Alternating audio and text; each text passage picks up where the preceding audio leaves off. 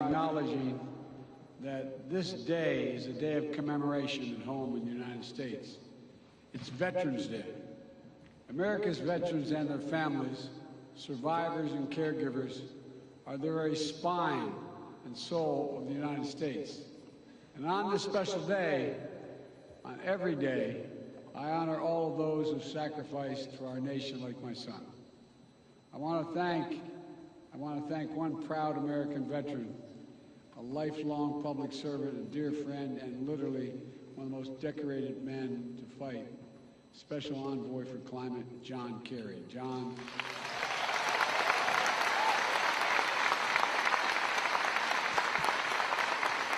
John, your commitment, your passion, your diplomatic expertise have been absolutely critical to delivering incredible progress on climate issues over the past 2 years.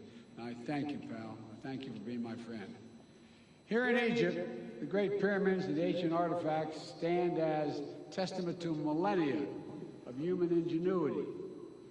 We see our mission to avert climate catastrophe and seize a new clean energy economy not only as an imperative for our present and future, but through the eyes of history. According to the World Meteorological Organization, the past 8 years have been the warmest on record. In the United States, we're seeing historic drought and wildfires in the West, devastating hurricanes and storms in the East. Here in Africa, home to many nations considered most vulnerable to climate change, food insecurity. Hunger follows 4 years of intense drought in the Horn of Africa. Meanwhile, the Niger River in West Africa, swollen because of more intense rainfall, is wreaking havoc on fishing and farming communities. In Nigeria, flooding has recently killed 600 people. 1.3 million more are displaced. Seasonal livestock migration routes have been used for hundreds of years, are being altered, increasing the risk of conflict between herders and local farming communities. The climate crisis is about human security, economic security, environmental security, national security, and the very life of the planet. So today, I'd like to share with you how the United States is meeting the climate crisis with urgency and with determination to ensure a cleaner, safer, and healthier planet for all of us.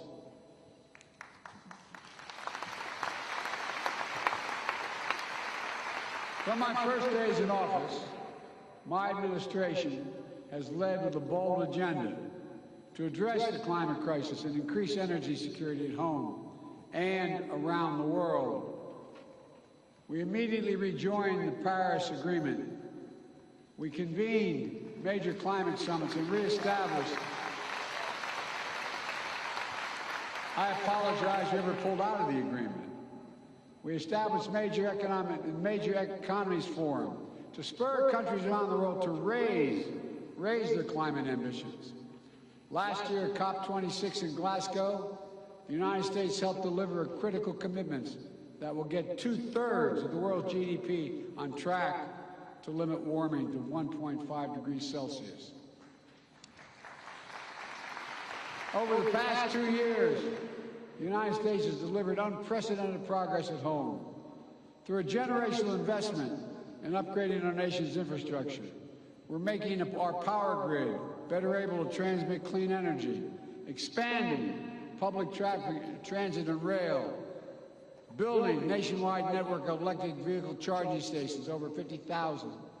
And this summer, the United States Congress passed, and I signed into law my proposal for the biggest, most important climate bill in the history of our country, the Inflation Reduction Act.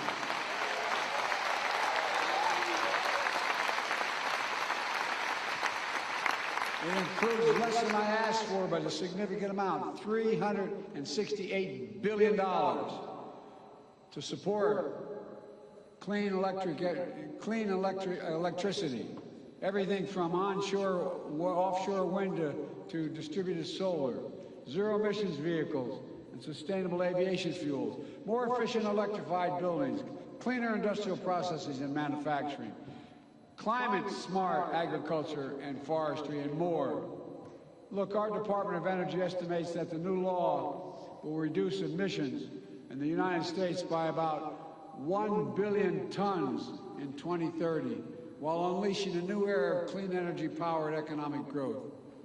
Our investments in technology, from electric batteries to hydrogen, are going to spark a cycle of innovation that will reduce the cost and improve the performance of clean energy technology that will be available to nations worldwide, not just the United States. We're going to help make the transition to a low-carbon future more affordable for everyone, accelerate decarbonization beyond our borders.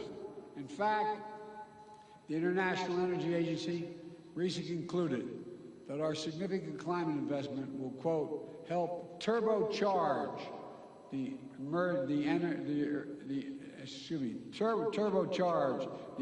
global clean energy economy. I was reading their quote, sorry.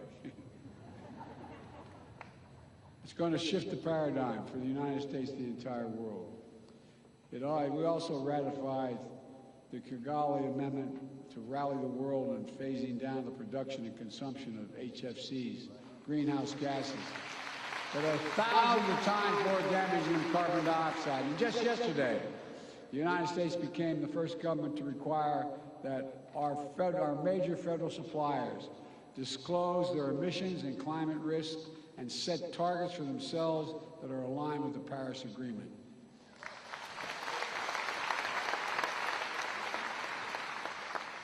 As the world's largest customer, with more than $650 billion in spending last year, the United States government is putting our money where our mouth is to strengthen accountability for climate risk and resilience.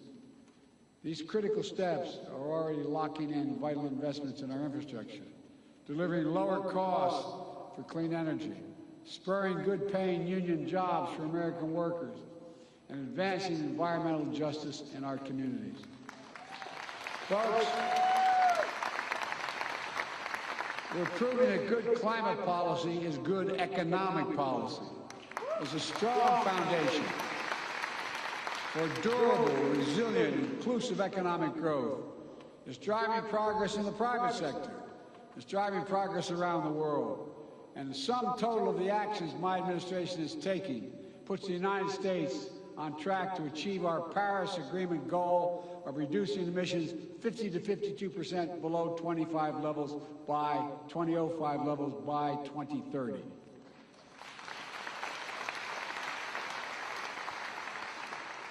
Let me just take a moment to emphasize how meaningful it is that I can say that.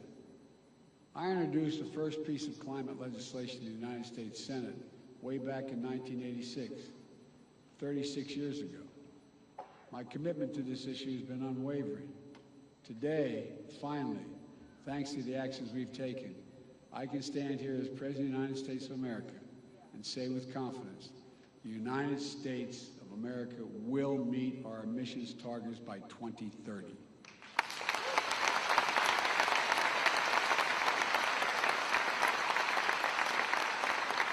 We're racing forward to do our part to avert the climate hell that the UN Secretary General so passionately warned about earlier this week. We're not ignoring harbingers that are already here. It's true, so many disasters.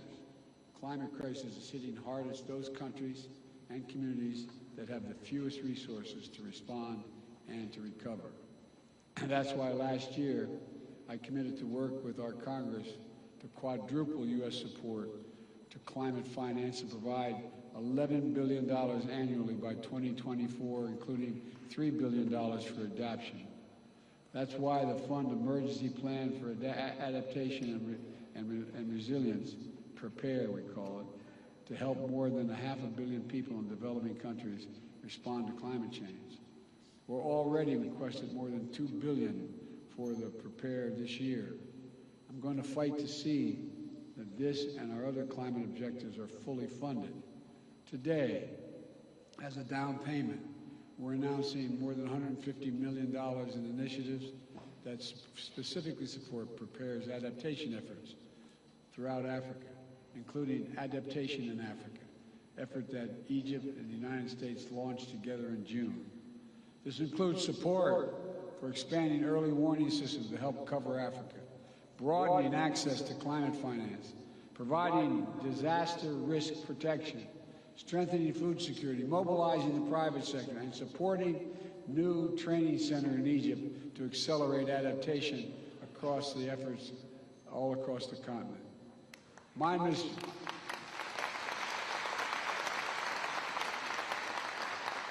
administration has also made the United States the first ever contributor to the Adaptation Fund last year, and this year we're doubling our pledge to bringing our total commitment to $100 million. We're also making sure that every dollar we deliver goes as far as possible, unlocking larger pools of finance and the trillions in private investment we know that will be needed. Folks, we're also supporting the Global Shield, a G7 initiative to better protect vulnerable countries everywhere from climate-related losses and quickly respond to climate-related damages. And the G7-led Partnership for Global Infrastructure and Investment is working to meet the critical infrastructure needs in low and middle-income countries with specific focus on climate. The project we're facilitating is built on transparency, partnership, the protections for workers and the environment. One of the many projects already underway is a partnership between American firms and the government of Angola to invest $2 billion building new solar projects in Angola. And everywhere, like everywhere in the world, climate adaptation in Africa is working toward energy transmission that just means creating good jobs, spurring inclusive economic growth, and leaving no one behind as we implement the Sustainable Development Goals. Folks, now I know this has been a difficult few years. The interconnected challenges we face can feel all-consuming. And the upheaval we're seeing around the world, especially Russia's brutal attack against Ukraine, is exacerbating food shortages and energy spikes in cost, increasing volatility in those energy markets, driving up global inflation. Against this backdrop, it's more urgent than ever that we double down on our climate commitments. Russia's war only enhances the urgency of the need to transition the world off its dependence on fossil fuels. True energy security means that every nation is benefiting from clean, diversified energy future. No action can be taken without a nation understanding that it can use energy as a weapon and hold the global economy hostage. It must stop. And so this gathering must be the moment to recommit our future and our shared capacity to write a better story for the world. Let's build on our global climate progress, raising both our ambitions and the speed of our efforts. The science is devastatingly clear. We have to make vital progress by the end of this decade. And that's why the United States is rallying the world around climate game changers. I launched one such game changer last year, the European Commission President von der Leyen, the Global Methane Pledge. We started it with the EU and 8 other countries. In Glasgow, it grew to more than 100 countries. Now more than 130 countries have signed on to covering more than half of the global methane emissions. Methane is 80 times more potent than carbon, and it accounts for nearly half of the net warming we're experiencing now. So cutting methane by at least 30% by 2030 can be our best chance to keep within reach of 1.5 degrees Celsius target.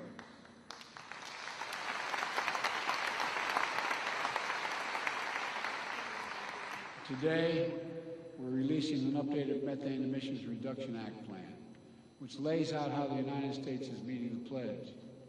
We're investing more than $20 billion in domestic methane mitigation to do things like cap orphan wells, leaking methane, improving industrial equipment in the oil and gas sectors to reduce emissions, It also lays out strong regulatory actions, including a new proposal from our Environmental Protection Agency to strengthen standards on methane across sectors, especially from super emitters, to make sure it's not released into communities impacting on public health.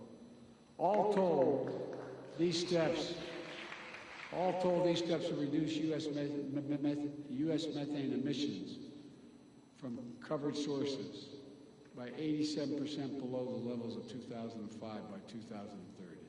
Folks, another game changer is conserving our natural environment, whether it's the Congo Basin's forests and peatlands here in Africa, or the Amazon Basin in South America, or forest, wetlands, grasslands in the United States. Preserving nature is one of the most impactful climate solutions we have.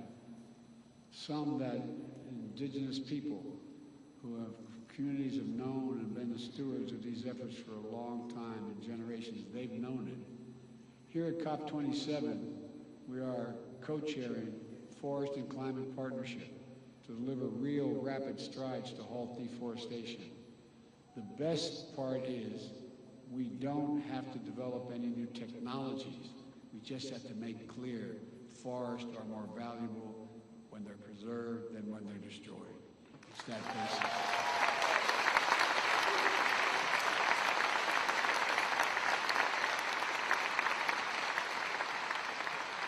And those who are able should be chipping in to help those countries, in fact, preserve those great forests.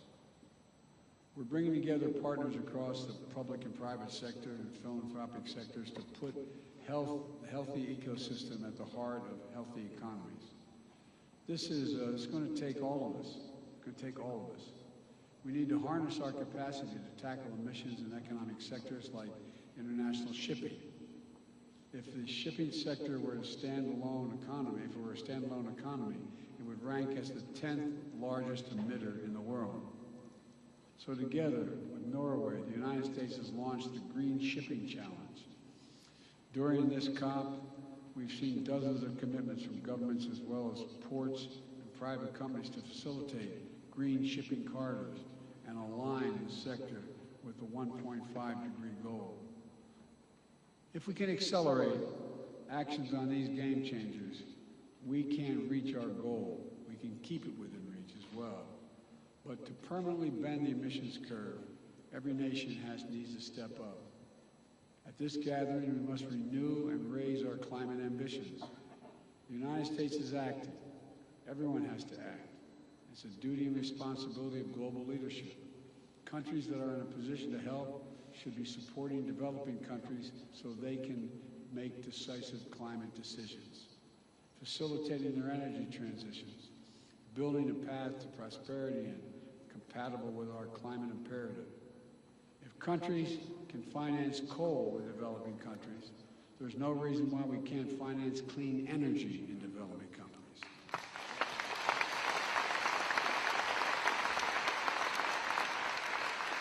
I'm pleased to announce today, alongside the European Union and Germany, a $500 million package to finance and facilitate Egypt's transition to clean energy.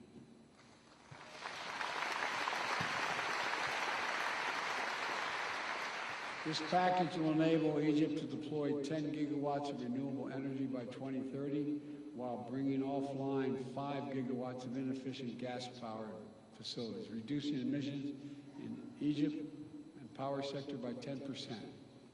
Will also work with Egypt to capture nearly 14 billion cubic meters of natural gas, which Egypt currently flares, vents, or leaks from its oil and gas operations. And because of this cooperation, Egypt is elevating its climate ambition and submitting enhanced national determination contributions. If we're going to win this fight, every major emitter nation needs to align with the 1.5 degrees. We can no longer plead ignorance to the consequences of our actions or continue to repeat our mistakes. Everyone has to keep accelerating efforts throughout this decisive decade. My friends, I came to the presidency determined to make the transformational changes that are needed that America needs to make, and we have to do for the rest of the world, to overcome decades of opposition and obstacles of progress on this issue alone, to reestablish the United States as a trustworthy, committed global leader on climate. As I stand here before you, we've taken enormous strides to achieve that. But I don't stand here alone. This progress is being driven by young people all across America. Like young people around the world, they feel the urgency of climate. They feel it deeply. They're committed to these issues. They know the stakes, and that's their world we're creating. This is not to stand by and allow us to fail in this responsibility. We can't. That's why as I look out of all the things that we've accomplished, but so much more to do, I'm optimistic. For all the work that remains to be done, we have to put down significant markers of progress. The United States has taken enduring steps to meet our goals. We're delivering on our promise of leadership, and more of the world is standing with us. So determined diplomacy is necessary. We're finding consensus, building understanding, and launching new approaches. And the inspiring passion of young people, civil society, climate activists, indigenous communities is literally galvanizing the world. Yes, the challenges we face are great, but our capacity is greater than the challenges. We must never doubt that. So let's reach out and take the future in our hands and make the world we wish to see, that we know we need. A planet preserved for generations to come. An economy powered by clean, diversified, secure energy sources. Opportunities unlocked through innovation and cooperation to deliver equitable, more prosperous, more stable, and more just world for our children. That's why we're here. That is what we're working toward. And we can do it together, I am confident. Thank you, thank you, thank you. May God bless you all.